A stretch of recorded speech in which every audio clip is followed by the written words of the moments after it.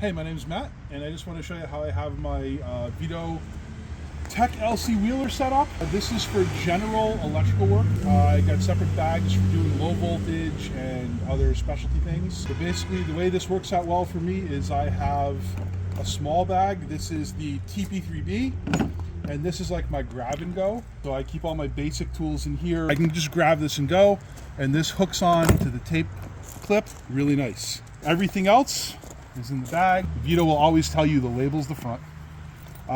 This is everything else I need that's not in there. Stubby screwdrivers and precision screwdrivers fit really nice on the little pockets in the front. The bigger stuff obviously fits better in the back.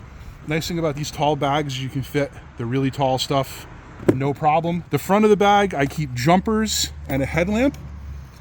There's a magnet built into the bag, which is perfect for one of these magnetic stud finders that we use all the time. Just nice front pockets. I keep extra batteries. So that's that side. Along the side, I keep a tape measure clipped on here because I use the tape clip for other purposes. Then on the back of the bag,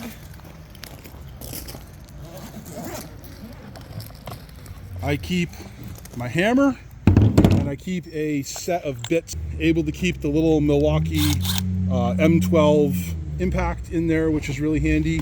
And I love how when you fold this out, you just get like, you know, the array of everything you need. In here, again, just bigger pockets. These are the neoprene pockets for the meter.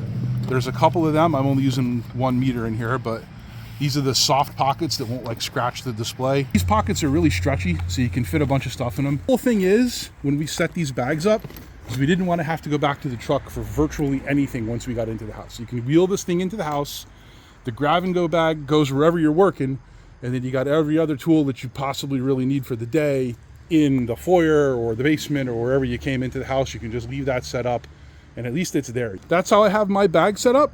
Hope that helps anybody who wants to set their own tool bag up. Enjoy.